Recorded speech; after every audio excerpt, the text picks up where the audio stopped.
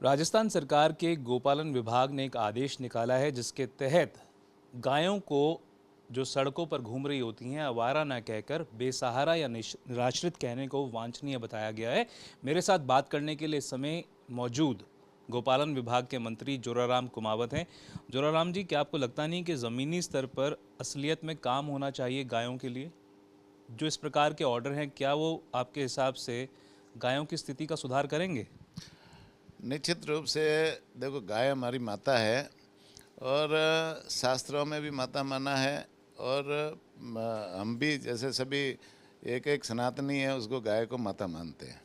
तो उसके लिए शब्द का प्रयोग तो हर किसी को अच्छा ही शब्द प्रयोग करना चाहिए। जयपुर समेत राजस्थान में हज़ारों की संख्या में ऐसी गायें हैं जो कि कूड़ा खाने की वजह से, पॉलीथीन खाने की वजह से तड़प रही थी। इतनी बुरी हालत में गायें हैं सड़कों पर। अगर आपने गायों की स्थिति देखी हो, क्या आपको लगता नहीं ज़मीनी स्तर पर उनके सुधार के लिए काम होना चाहिए? ज़मीनी स्तर पर हमारी सरकार काम कर रही है और निश्चित रूप से काम कर रही है। सर, पिछले 10 महीने में क्या काम हुआ है आपके हिसाब से गायों के? हमने गौशालाएँ, जैसे नई गौशालाएँ भी हमारे हर पंचायत स्तर पर नई गौशाला खोलने के लिए भी हमने योजना चला रखी है और नई गौशालाएँ लोग आकर के, सनातनी लोग आकर के नई गौशालाएँ खोल भी रहे।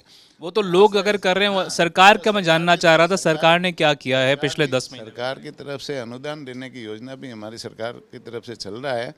पूरे साल भर में 1177 करोड़ के आसपास हमारी सरकार अनुदान देती है और नई गौशाला खोलने के लिए भी देते हैं। और निश्चित रूप से सरकार गोवंश के संरक्षण के लिए हमारी सरकार काम कर रही है।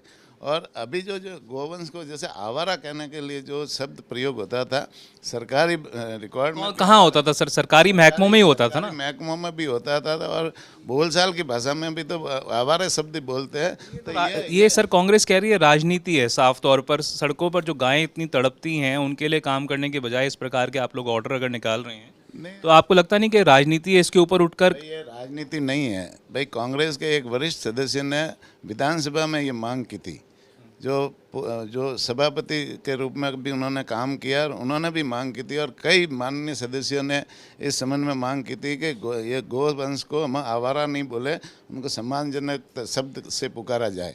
तो माननीय सदस्यों के मांग पर ही हमने विधानसभा में घोषणा की थी और उसी घोषणा को पूर्ण करने के लिए हमने ये आदेश निकाला। बीजेपी के कार्यकाल में गायों को निराश्रित या बेसहारा कहना सही लगता है आपको?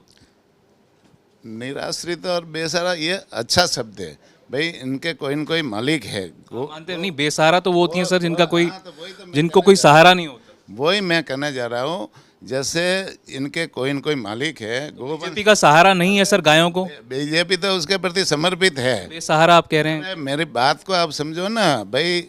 गोवंश है वो निराश्रित, किसी न किसी वो उनके कोई न कोई मालिक है और मालिक ने उनको निराश्रित छोड़ रखा है। आश्रित का तो मतलब सर ये होता है कि जिसका कोई आश्रय ना हो, जिसका कोई, बेसहारा का मतलब होता है जिसका कोई सहारा ना हो। अगर बीजेपी के कार्यकाल में, जब बीजेपी इतनी गायों को लेकर बात करती है, उस कार्यकाल में भी अगर गायें बेसहारा है तो आपको लगता नहीं ये रिफ्लेक्शन है सरकार पे? पर बीजेपी उसके लिए समर्थन के लिए काम कर रही है, उनके लिए सेवा का काम कर रही है, उनको उनके संरक्षण के लिए काम कर रही है। लेकिन छोड़ रखा है किसी न किसी मालिक ने, निराश्रित छोड़ रखा है, तो उसको आवारा शब्द नहीं प्रयोग करके हम निराश्रित और बेसहारा शब्द का प्रयोग करें।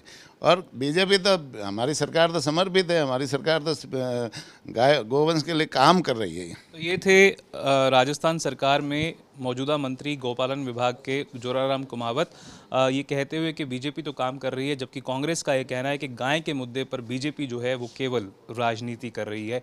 कैमरा पर्सन मनीष के साथ मैं देवंकुर वधावन, जयपुर आज तक।